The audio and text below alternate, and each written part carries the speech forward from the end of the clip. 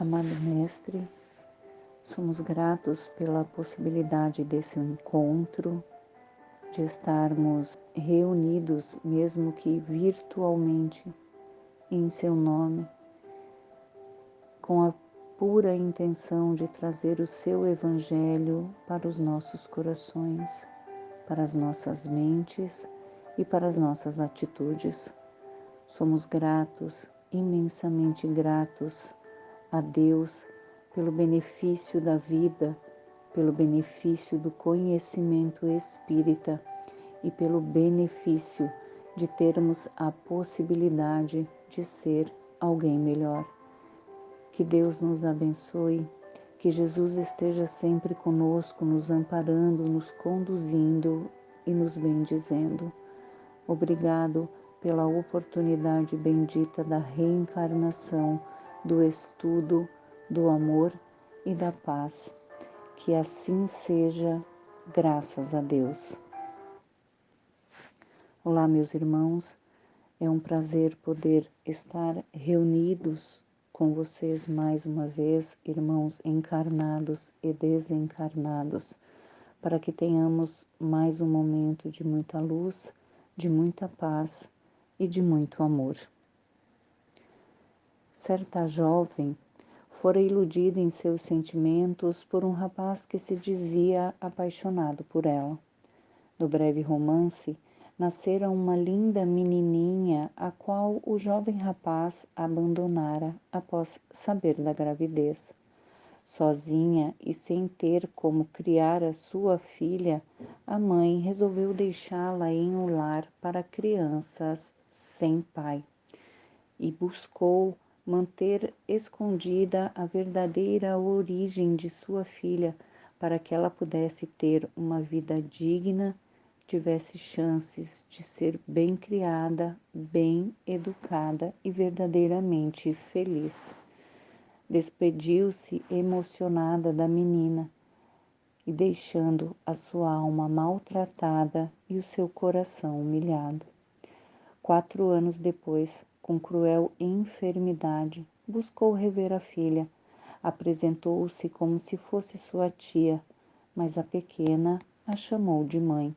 Sem conseguir esconder as lágrimas, afirmou a sua condição de tia, explicando que a mãe da menina havia desencarnado em uma situação dolorosa. Sentia que não viveria mais por muito tempo e informara ao benfeitor da filha que eram poucos os seus dias aqui na terra. Suplicou desvelado carinho para a menina, recusando-se receber qualquer assistência, ela partiu. 1 ano depois, voltou renovada e, ao conversar com o diretor do orfanato, narrou que a enfermidade psíquica de uma amiga as levara a um centro espírita que funcionava no bairro onde viviam. Encontrara ali amparo, assistência moral e orientação. Mesmo devido à doença e vários sacrifícios, começou a frequentar a casa. À medida que recobrava a saúde, oportunamente encontrou naquele mesmo centro espírita o homem que a infelicitara. Dominada pelo ódio que lhe invadiu fortemente, acusou-o diante de todos, apontando-o como destroçador da sua vida. É verdade, retrucou o acusado. Naquele tempo eu era um enfermo do espírito, e rogou-lhe perdão. Ela se comoveu, afinal, sob o ódio havia o amor magoado. Tornaram-se amigos e em pouco tempo ele lhe prometera casamento. Dissera que a amava e ela o aceitou novamente. Alugaram um apartamento onde passaram a viver juntos, respeitando-se e amando-se. Casaram logo depois. A mãe esperançosa foi ao lar onde a filha estava e, em conversa com o diretor, perguntou se seria possível poder levar a sua filha para casa. E a resposta do diretor foi sem dúvida um sim. Prometeu então retornar depois em companhia do esposo. Ao final de semana, voltou acompanhada do cônjuge e pai. Comprovaram a nova situação moral e legal. Quando a menina chegou ao encontro dos pais, abraçou-os com carinho e o dirigente do lar explicou que se tratavam de seus pais biológicos. Ao que a menina respondeu: Eu sabia. Orava a Jesus para que ele trouxesse a minha mãe de volta. Reabilitados, o casal uniu as mãos em caridade pelos que sofrem, trabalhando no centro espírita onde receberam a medicação para a paz do espírito. Meus irmãos, o Espiritismo veio para nos fazer relembrar os ensinamentos de Jesus.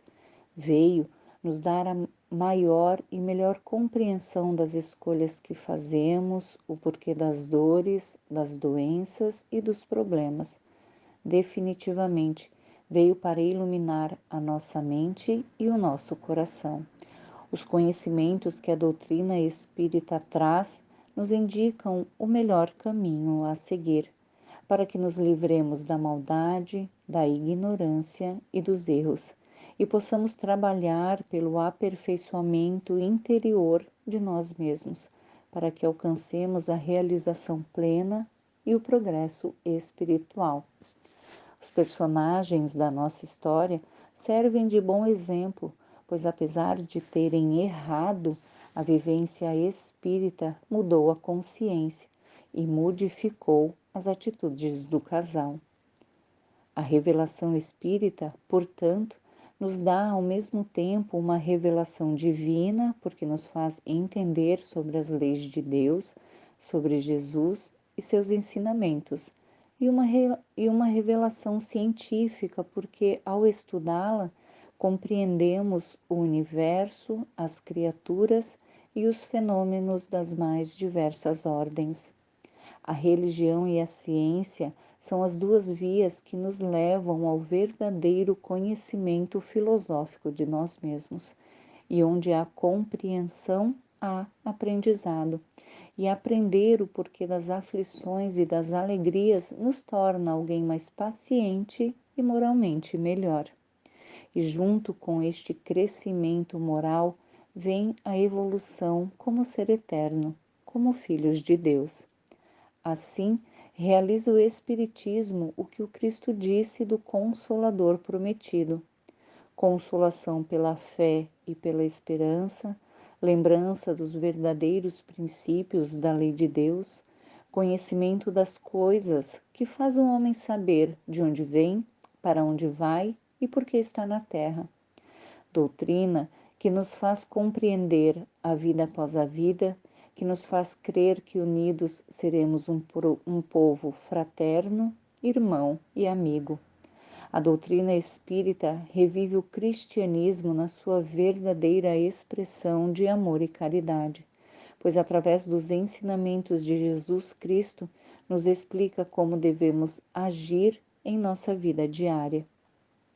Quiçá, sabia Kardec que ao compilar, organizar e publicar a doutrina trazida pelos Espíritos, traria a nós uma doutrina religiosa, científica e filosófica que nos faz compreender as verdades que Jesus nos deixou. E Chico Xavier explica-nos que se tirarmos a religião do Espiritismo, fica um corpo sem coração. Se tirarmos a ciência, fica um corpo sem cabeça. E se tirarmos a filosofia, fica um corpo sem membros. O Espiritismo é, portanto, meus irmãos, uma doutrina científica, filosófica de efeitos religiosos, porque suas bases fundamentais são Deus, a alma e a vida futura. A crença em Deus, na reencarnação, nas leis de causa e efeito, na pluralidade dos mundos habitados e na possibilidade de comunhão com o mundo espiritual são princípios claramente defendidos ou exemplificados pelo Cristo, o Mestre Maior, durante a sua estada aqui na Terra e explicadas por Allan Kardec na codificação do Espiritismo. lembrando que a codificação se deu entre a comunhão perfeita do céu e da terra, do homem e do espírito, da fé e da ciência. A fé espírita é a fé raciocinada, iluminada pelos sentimentos elevados e pela bondade. A base do esclarecimento e da conscientização de todos nós que somos adeptos do Espiritismo não se faz somente pela prática da caridade, da oração e da adoração a Deus, mas também e principalmente pelo estudo. Conhecereis a verdade e a verdade vos libertará. O Espiritismo deve estar na liberdade de consciência de cada um de nós, seguindo sempre as leis divinas que nos libertarão dos enganos. A proposta do Espiritismo é resgatar em nós a fé pela educação, que ajuda a nos libertar dos preconceitos que vêm junto com o nada saber. Eis porque a recomendação do Espírito de verdade: amai-vos e instruí-vos. Não sem razão, Allan Kardec destacou em O Evangelho segundo o Espiritismo que a fé inabalável só é aquela que pode encarar frente a frente a razão em todas as épocas da humanidade. E Francisco Cândido Xavier falou na sua simplicidade tão rotineira que não sou um homem de ciência. Respeito profundamente os homens de ciência, mas sou um homem de fé. Nada sei do átomo e do cosmos. Sei que precisamos de Deus no coração, pois caso contrário vamos incendiar a terra. Três personalidades marcantes do Espiritismo que nos mostram que estudo, conhecimento e amor são o caminho para a nossa libertação. Aí está mais uma razão para mantermos Deus em nossos corações, Jesus em nossas atitudes e a doutrina espírita em nossos estudos. A doutrina espírita se propõe assim a estabelecer um estudo profundo, porém muito abrangente de todos os conceitos religiosos, filosóficos e científicos da humanidade, mas de uma forma mais neutra e sem preconceitos entre si. O objetivo primordial do Espiritismo é nos religar à nossa origem divina, nos conectar com Jesus e nos fazer alguém melhor. A doutrina espírita tem colaborado para que o sofrimento humano na Terra seja reduzido e principalmente entendido. Aqueles que passam pelo sofrimento intenso do medo, da perda, da dor física e moral, conseguem vislumbrar o benefício que a esperança e a explicação espírita nos dão. Sem contar a assistência caridosa oferecida pelos trabalhadores espíritas, sejam eles encarnados ou desencarnados, que aliviam grandemente os sentimentos da dor, da culpa e da desesperança. O grande objetivo da doutrina espírita é estimular a luta íntima contra as nossas más tendências, nos mostrando a todo instante que devemos nos despir do nosso orgulho, egoísmo, vaidade, inveja, e que devemos valorizar a autoestima, buscando o autoconhecimento para detectarmos as nossas fraquezas e as nossas virtudes, para que por nosso próprio trabalho de reforma íntima consigamos chegar ao equilíbrio necessário para que tenhamos um viver mais pleno e tranquilo. Foi, portanto, Allan Kardec, sua dedicação, além de todo o estudo, toda a pesquisa e as análises feitas pessoalmente de todas as mensagens enviadas pelos espíritos superiores, que nos trouxe às mãos o Livro dos Espíritos e, após ele, a publicação de outras obras que complementaram de forma magnífica a codificação da doutrina espírita. E num sábado primaveril de Paris, no Palais Royal, importante edifício histórico com elegantes galerias externas e belíssimos jardins que o circundavam, situado ao lado do Museu do Louvre, especificamente na galeria de número 13, onde havia uma livraria do editor Danty, foi colocada à venda a primeira edição de O Livro dos Espíritos, em 18 de abril de 1857. A venda do primeiro livro naquela manhã primaveril parisiense foi o marco da fundação do Espiritismo. Ou seja, meus irmãos, 163 anos de doutrina. O Espiritismo é um jovem em crescimento, comparado às outras religiões há muitos anos pela frente, mas nestes anos avançou a passos largos. Esta doutrina nos trouxe o conjunto dos princípios de um novo conhecimento. Nos deu a possibilidade de conhecer outra religião que não seja de imposição ou de um Deus que castiga. Se pararmos para analisar, o Espiritismo é o Consolador prometido, porque além de enxugar as nossas lágrimas, nos mostra por que devemos parar de chorar. É uma doutrina clara e objetiva quando precisamos de explicações e compreensões. A doutrina nos trouxe esperança quando, por suas explicações científicas, filosóficas e religiosas, nos mostrou que castigo eterno não existe, que não há um Deus que pune ou é severo com seus filhos, mas trouxe um Deus misericordioso que nos perdoa quantas vezes precisarmos e nos oferece sempre a possibilidade de evolução e comunhão com Ele. O Espiritismo nos mostra, através das evidências, que um dia seremos perfeitos como é o Cristo e que Deus nos criou à sua imagem e semelhança. Isso não quer dizer que poderemos ter o poder criador de Deus, mas que o Pai permite que trabalhemos para promover o nosso desenvolvimento e as nossas mudanças.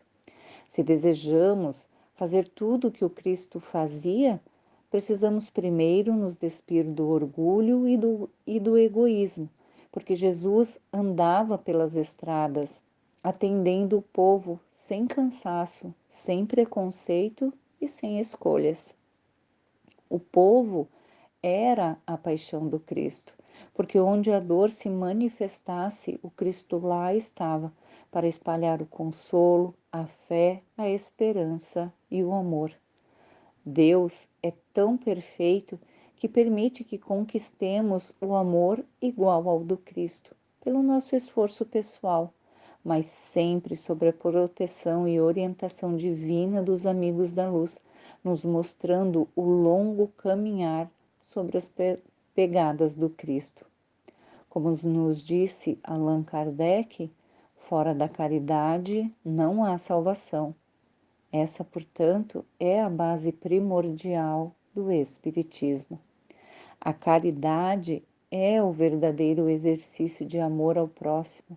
Ela efetivamente nos faz ir rumo à comunhão divina e é a mais pura expressão do Cristo.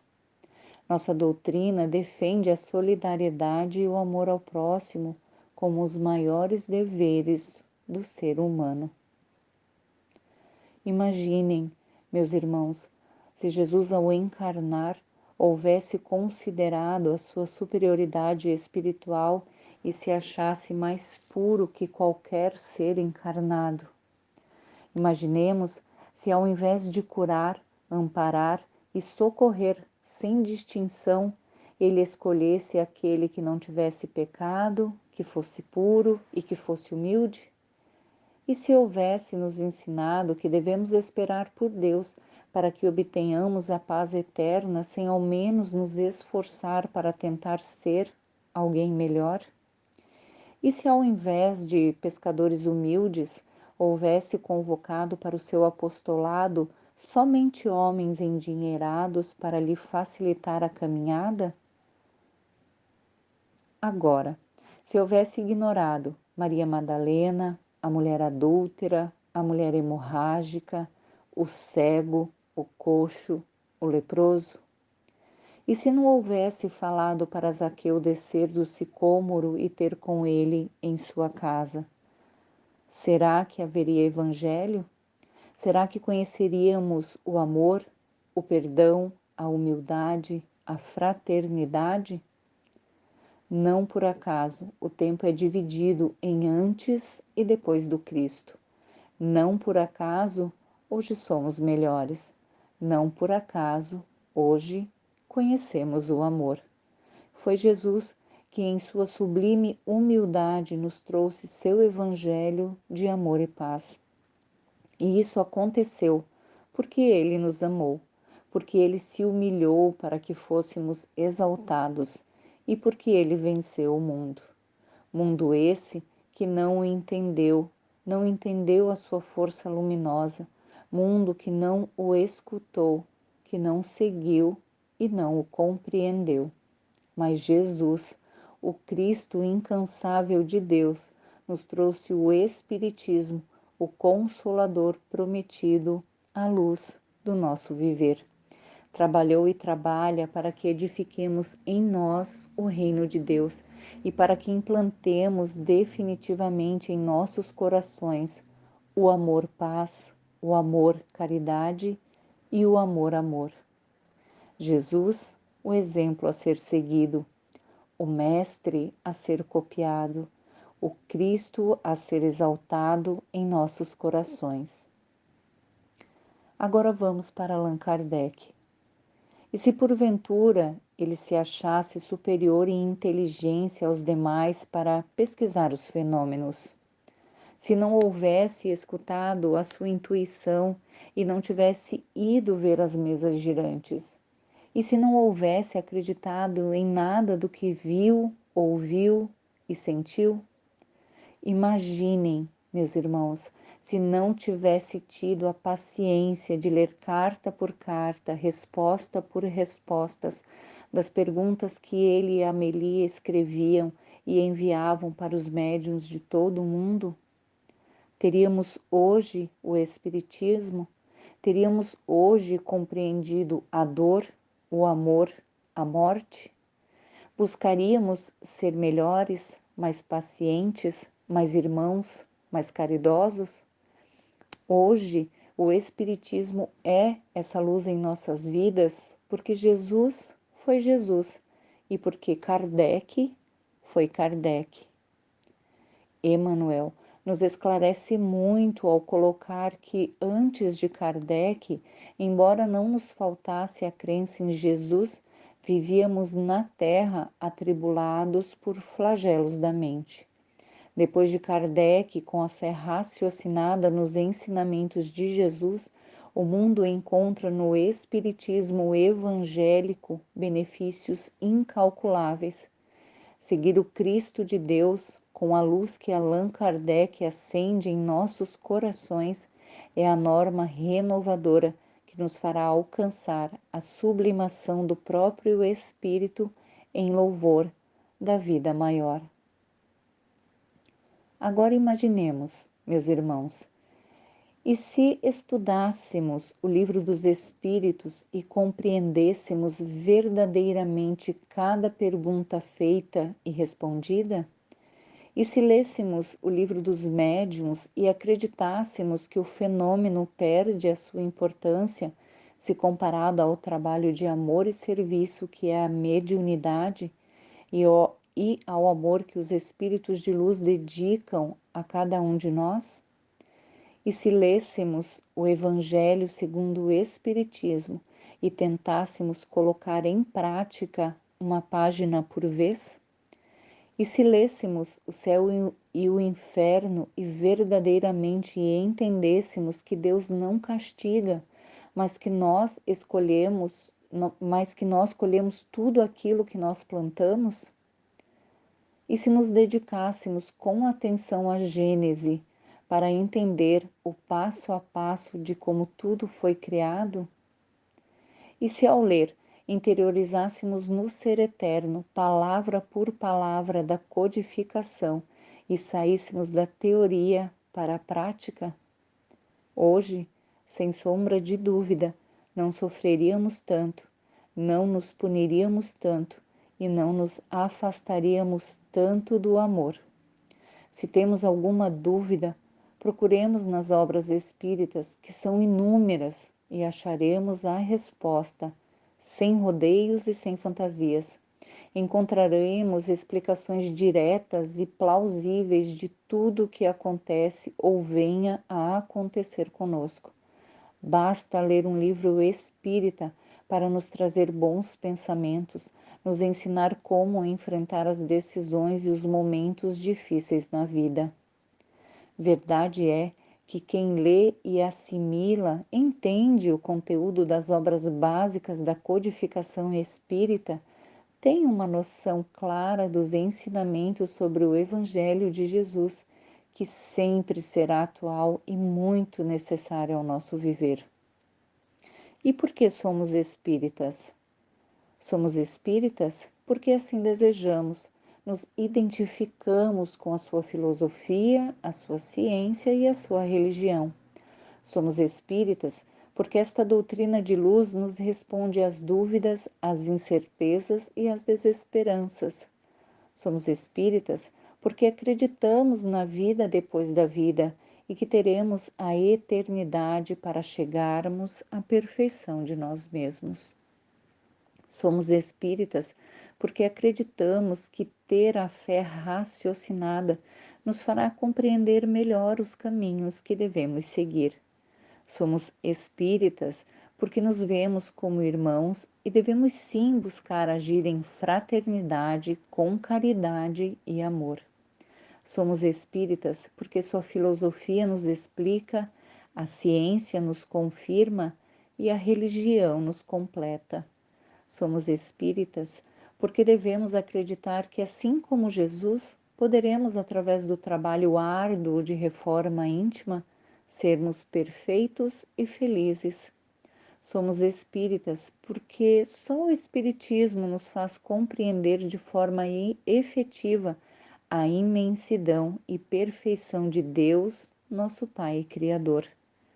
Não há outra religião que explique de forma tão eficiente e ampla o amor que Jesus tem por nosso planeta Terra, por cada um de nós que aqui habita. Ser espírita não é somente acreditar em Jesus, mas praticar os seus ensinamentos, principalmente o ensinamento que diz amar a Deus sobre todas as coisas e ao próximo como a ti mesmo. Ser espírita não é apenas acreditar em espíritos, na mediunidade ou nos fenômenos inexplicados, mas acreditar em Deus, seguir suas leis e acreditar na essência da vida, no espírito eterno e imortal que somos, procurando sempre expressar o melhor de nós e lutando bravamente pela reforma íntima. Ser espírita é procurar ser melhor a cada dia, é fazer o bem sem olhar a quem, é dar sem esperar receber em troca, é entender o outro e se colocar em seu lugar. Ser espírita é aceitar as nossas imperfeições, defeitos, limitações, aceitar que ainda temos muito que aprender, aceitar que não sabemos tudo, que não somos os donos da verdade e que não somos melhores do que ninguém. Ser espírita é entender que a nossa religião não é melhor do que qualquer outra, mas sim que qualquer religião é boa, desde que faça a pessoa melhor. Ser espírita é ter humildade, é buscar compreender e amar a todos, até mesmo aqueles que nos fazem mal, pois vamos aprendendo a respeitar cada ser da criação, compreendendo que cada um tem o seu próprio tempo de conhecer a verdade. Como diz Raul Teixeira, ser espírita não é para quem quer, mas para quem aguenta. E Raul está correto, pois precisamos ser fortes para aguentar a responsabilidade de colocar a nossa própria vida em ordem, porque toda mudança dói, exige e depende exclusivamente de nós mesmos. Allan Kardec, em O Evangelho segundo o Espiritismo, colocou que reconhece-se o verdadeiro espírita pela sua transformação moral e pelos esforços que faz para domar as suas más inclinações. O Evangelho de Jesus, meus irmãos, deve ser a regra a seguir, deve ser o nosso modo de proceder e deve abranger todas as circunstâncias e acontecimentos da nossa vida.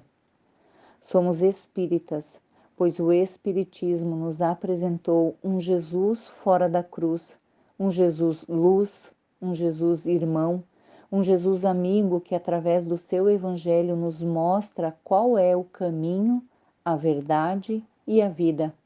Seguir o Cristo será sempre o caminho da felicidade. E não houve neste planeta maior representação de amor que Jesus, o Cristo de Deus. E será com as palavras do Espírito de verdade que nos despediremos. Palavras estas que transmitem o verdadeiro caráter do Espiritismo e estão no prelúdio do Evangelho segundo o Espiritismo. E assim nos diz o Espírito de verdade. Os Espíritos do Senhor, que são as virtudes dos céus, qual imenso exército que se movimenta ao receber as ordens do seu comando, espalham-se por toda a superfície da terra e, semelhantes a estrelas cadentes, vêm iluminar os caminhos e abrir os olhos dos cegos. Em verdade vos digo, são chegados os tempos em que todas as coisas hão de ser reestabelecidas no seu verdadeiro sentido, para dissipar as trevas, confundir os orgulhosos e glorificar os justos. As grandes vozes do céu ecoam como o som da trombeta, e os cânticos dos anjos a elas se juntam. Homens, nós vos convidamos a participar deste divino concerto. Que vossas mãos tomem a lira, que vossas vozes se unam e num hino sagrado se façam ouvir e vibrar de um extremo a outro do universo. Homens, irmãos a quem amamos, aqui estamos junto de vós. Amai-vos também uns aos outros, e fazendo a vontade do Pai que estais nos céus, dizei do fundo do coração: Senhor, Senhor, e podereis entrar no reino dos céus. Que possamos nós, meus irmãos, no esforço de melhorar, conquistar o reino de Deus dentro de nós. Desejo a todos vocês muita paz, muita luz, que o Cristo esteja conosco em nossos pensamentos, em nossas atitudes e em nossos corações. Muita paz, muita luz e muito amor de Jesus. Graças a Deus.